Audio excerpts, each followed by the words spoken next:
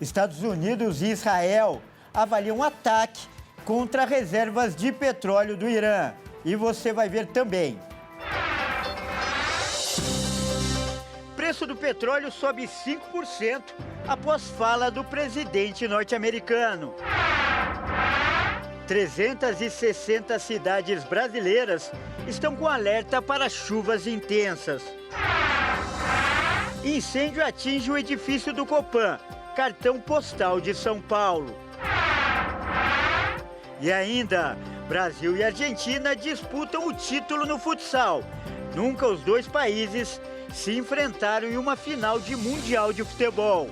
Tudo isso você confere a partir de agora no Jornal das 18h30.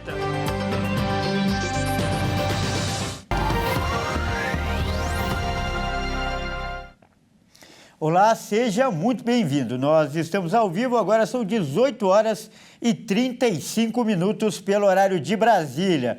Eu sou o Kleber Werneck e a partir de agora você confere comigo as notícias do Brasil e do mundo. E olha só, a gente começa essa edição falando do incêndio no edifício Copan. O local é considerado um cartão postal da cidade de São Paulo. E o nosso repórter, o Fernando Jesus, está lá agora e vai trazer para a gente as informações ao vivo. Boa noite, Fernando.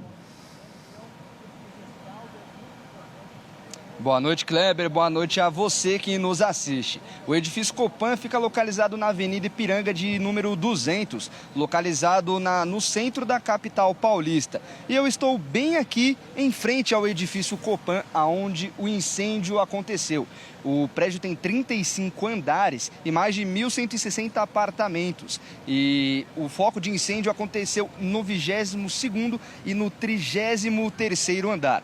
De acordo com as informações das autoridades, o incêndio aconteceu numa parte estrutural do prédio, mas ainda não se sabe se foi alguma pane elétrica no sistema estrutural do edifício Copan ou se foi alguma ação humana forçada que ocasionou este foco de incêndio. De acordo com as informações, 9 viaturas e 28 bombeiros se deslocaram para atuar aqui na ocorrência.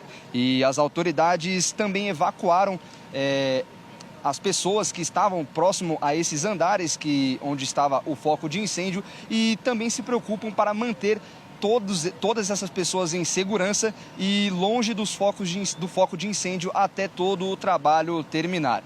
Eu estive aqui mais cedo e o cheiro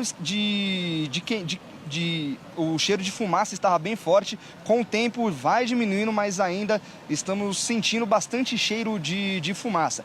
Neste momento, o fogo está controlado, as chamas foram contidas pelo Corpo de Bombeiros, mas ainda as equipes estão aqui para poder descobrir ainda a origem deste foco de incêndio e também para fazer a segurança das pessoas que habitam, que moram aqui no edifício Copan, para manter todas elas em segurança até que os trabalhos sejam finalizados. É com você, Kleber. Eu vou ficar por aqui para continuar trazendo mais informações. Muito obrigado, Fernando. Então, daqui a pouco eu te chamo novamente para atualizar aí a situação do Copan, que, como eu disse, é considerado um cartão postal da cidade de São Paulo. E olha só, vamos agora com as notícias internacionais. O presidente norte-americano Joe Biden afirmou hoje que discute com Israel a possibilidade de realizar ataques às reservas de petróleo do Irã. A ação seria uma resposta ao lançamento de mísseis contra o território israelense.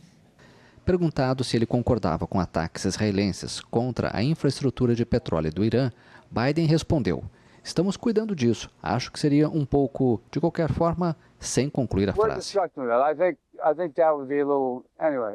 A medida seria em retaliação ao ataque do Irã contra o território israelense. Os preços do petróleo subiram com força nesta quinta-feira devido ao temor por um conflito aberto e generalizado no Oriente Médio. O preço do barril de petróleo Brent subiu mais de 5% na tarde desta quinta-feira, acima de $77. Um aumento dos preços do petróleo bruto e após o preço da gasolina seria uma má notícia para a vice-presidente Kamala Harris na corrida pela Casa Branca contra o ex-presidente republicano Donald Trump. A candidata democrata, em disputa acirrada com seu adversário nas pesquisas, tem dificuldade para convencer os eleitores sobre temas relacionados à economia e ao poder de compra. E olha só, a possibilidade de ataque às reservas de petróleo do Irã, como a gente acabou de ver, já mexeu com o mercado hoje. O valor do petróleo subiu 5% nesta quinta-feira. O discurso do presidente dos Estados Unidos, Joe Biden, fez com que o preço do petróleo disparasse cerca de 5% nesta quinta-feira. A cotação do barril está perto dos $80. E durante uma conversa rápida com repórteres, o presidente falou sobre a possibilidade de Israel atacar as refinarias de petróleo do Irã e foi perguntado se apoiaria um ataque nessas instalações, mas não quis se aprofundar no assunto. Depois dessa fala, o preço, que já estava em alta devido à nova fase da guerra, disparou cerca de 8% desde a última sexta-feira. E o petróleo do tipo Brent da Petrobras subiu 4,47%, chegando a cerca de $77. Olha, e mais de 44 mil brasileiros estão na zona de conflito lá no Oriente Médio. O território vive novos capítulos de tensão desde a extensão dos combates entre Israel e o Hezbollah. A estimativa é de que cerca de 44.120 cidadãos brasileiros estejam distribuídos em 6 países da região de conflito do Oriente Médio. Líbano, Israel e Palestina são as 3 principais nações que concentram a maior parte desse contingente, com aproximadamente 41 mil brasileiros. Outros países abrigam um número menor: a Síria, com 3 mil brasileiros, o Irã, com 120, e o Iraque, com cerca de 70 cidadãos. O aumento das tensões no Líbano também acendeu um alerta no Itamaraty, especialmente após a intensificação dos combates nos últimos 10 dias, que culminou com uma invasão terrestre de Israel no território libanês, visando o grupo Hezbollah. O governo brasileiro já iniciou uma operação para repatriar brasileiros do Líbano, que abriga a maior comunidade no Oriente Médio. A aeronave KC-30 da Força Aérea Brasileira aguarda autorização para pousar em Beirute para conseguir repatriar cerca de 220 pessoas do Líbano para o Brasil na Operação Raízes do Cedro. Segundo o Itamaraty, mais de 3 mil brasileiros já solicitaram ajuda da representação brasileira em Beirute para deixar o Líbano. Desde o início dos confrontos na faixa de Gaza, em 7 de outubro do ano passado, o governo brasileiro tem se mobilizado para garantir a segurança e o retorno de seus cidadãos. Até o momento, foram repatriados 1.555 brasileiros, tanto de Israel quanto da Palestina, em uma operação que visa evitar que eles fiquem presos em áreas de conflito. E mais de 360 municípios brasileiros estão com alerta para chuvas intensas. As regiões mais afetadas devem ser o norte, o centro-oeste e o sudeste do país. O Instituto Nacional de Meteorologia emitiu o alerta amarelo para 366 municípios brasileiros para perigo potencial de chuvas intensas. As regiões brasileiras afetadas são Norte, Centro-Oeste e Sudeste. Na região Sudeste, a previsão indica que a mudança de tempo deve afetar 100 municípios de São Paulo. Já no norte do país, os estados de Rondônia e Pará devem ser os mais atingidos na região Norte, com cerca de 90 municípios. Em Marajó, Baixo Amazonas, Sudoeste e Sudeste paraense, Norte e Sul do Amapá, Centro e Sul amazonense. Há risco de corte de energia elétrica, queda de galhos de árvores, alagamentos e de descargas elétricas. Estão previstas chuvas entre de até 30 milímetros por hora ou até 50 milímetros por dia e ventos intensos, 40 e 60 quilômetros por hora. As chuvas também são previstas no Centro-Sul, Norte, Sudoeste e Nordeste mato-grossense, assim como no leste de Rondônia, Sul e Noroeste goiano, e na região de Madeira-Guaporé, até essa sexta-feira. E no Sudeste brasileiro, a chuva atinge o Vale do Paraíba, a região metropolitana de São Paulo e o litoral sul paulista. E no Rio de Janeiro, a quantidade de carros blindados aumentou, tornando o estado o segundo maior do país no mercado de blindagem. E o motivo é o aumento da criminalidade nas ruas. O repórter Anderson Nascimento traz mais informações. O Rio de Janeiro é o segundo maior mercado de blindagem do país, concentrando cerca de 80% das vendas. Esse crescimento está ligado ao aumento dos perigos enfrentados por motoristas nas ruas do estado. De acordo com os dados do Instituto de Segurança Pública, de janeiro a agosto deste ano, mais de 18 mil veículos foram roubados, um acréscimo que ultrapassa 23% em relação ao mesmo período do ano anterior. O mercado de carros blindados vem lucrando com o aumento dos roubos automobilísticos, já que uma proteção veicular de boa qualidade pode custar de 80 a 100 mil reais. Segundo especialistas do setor, essa comercialização é voltada para famílias de classe A e B com renda a partir de 30 mil reais. Toda a instalação segue regras estabelecidas pelo Exército, que mantém um cadastro com todos os donos de veículos com essa proteção. Em média, o processo de blindagem pode durar até 30 dias, contando com o prazo de licenciamento do Exército. Outro setor que está em expansão no Rio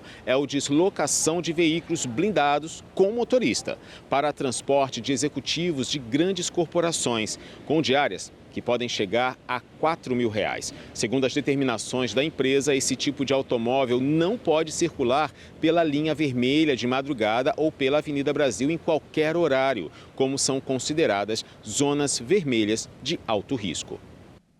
E veja a seguir, nós vamos trazer informações atualizadas do incêndio no edifício Copan em São Paulo. E ainda, Brasil e Argentina vão fazer a final da Copa do Mundo de Futsal. Nós voltamos já.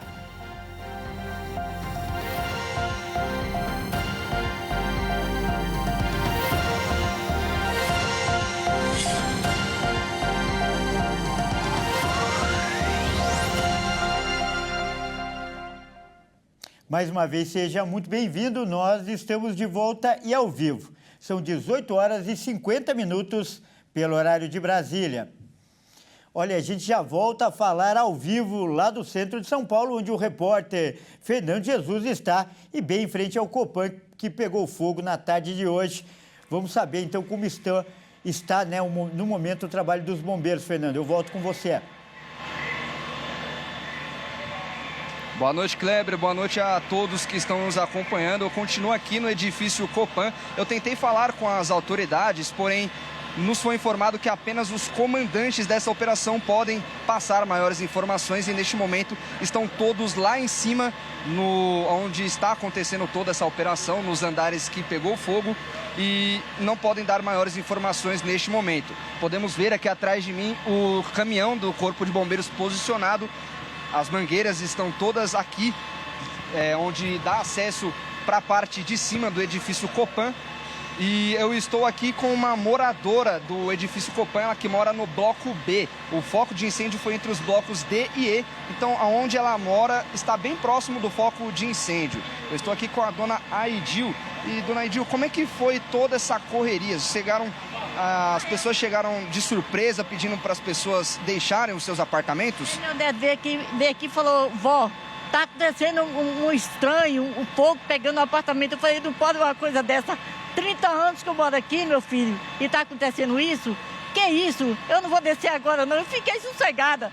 Eu falei assim, isso deve ser tempestade no copo de água que eles fizeram, mas não foi. Na verdade, foi um foguinho mesmo que teve em cima, só que eu não tive medo, não.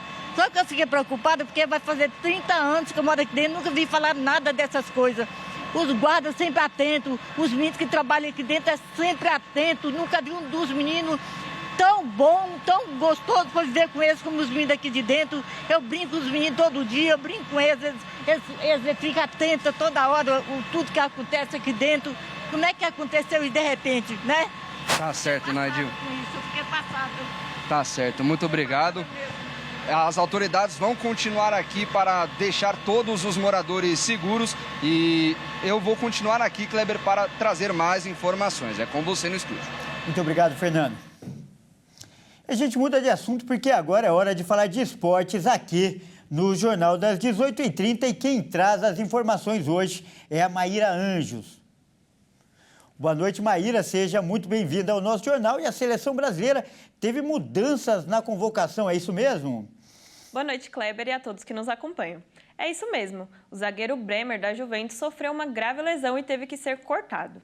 O zagueiro Beraldo foi convocado no lugar dele. O zagueiro Bremer, da Juventus, foi cortado dos jogos da seleção brasileira pelas eliminatórias da Copa. Bremer rompeu o ligamento cruzado anterior do joelho esquerdo durante partida contra o RB Leipzig da Alemanha, pela Liga dos Campeões. Para o lugar dele foi convocado Beraldo, ex-jogador do São Paulo, que atualmente está no PSG. O Brasil enfrenta o Chile no dia 10 de outubro em Santiago e o Peru no dia 15 em Brasília. A apresentação dos jogadores e da comissão técnica está marcada para segunda-feira em São Paulo. O Corinthians vai ter que pagar uma multa de R$500 mil para o Flamengo por causa da participação do goleiro Hugo Souza, que significa dizer que cada defesa dele no jogo ontem custou cerca de R$71 mil. E olha que foi um bom investimento. O atual goleiro do Corinthians pertence ao Flamengo e só pôde ser escalado por conta de uma cláusula no contrato. O Timão teve que pagar R$500 mil para o rival e assim o técnico Ramon Dias pôde escalar o jogador. O Corinthians não deve se arrepender do pagamento. O goleiro foi protagonista do jogo e fez 7 defesas na partida.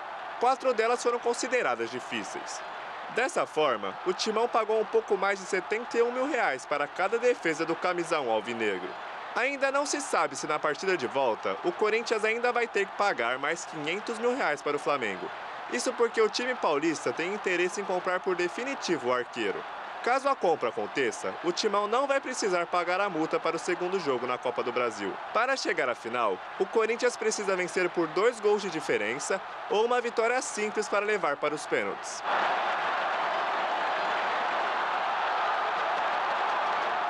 E a Argentina será adversária do Brasil na final do Mundial de Futsal. Os dois países nunca se enfrentaram em uma decisão mundial de futebol, nem no campo, nem na areia ou na quadra. A Argentina se classificou para a grande final da Copa do Mundo de Futsal nesta quinta-feira, após derrotar a França por 3-2. Após uma partida nervosa e também decidida por tiro livre, os argentinos serão os adversários da seleção brasileira na final deste domingo. Pela primeira vez na história do futebol, Brasil e Argentina se enfrentarão na final de um campeonato mundial. Nem no campo de grama, nem na areia e nem na quadra, os dois rivais sul-americanos nunca fizeram uma final de mundial antes dessa. O Brasil é pentacampeão e ganhou o último título em 2012 e vem em busca do Hexa. A Argentina tem um título, de quando venceu a Rússia em 2016. E é a atual vice-campeã do torneio, pois perdeu a final para Portugal em 2021. Os argentinos chegam confiantes para sua terceira final seguida e prometem um jogo eletrizante contra o Brasil. Vale lembrar que em fevereiro deste ano, a seleção brasileira venceu a arquirrival na final da Copa América de Futsal. Bom, eu fico por aqui. Essas são as notícias do esporte de hoje. Boa noite para você que nos assiste e é com você, Kleber. Muito obrigado pelas informações, Maíra. Bom, é isso aí. Essa edição do Jornal das 18h30 fica por aqui. Uma ótima noite para você e até amanhã.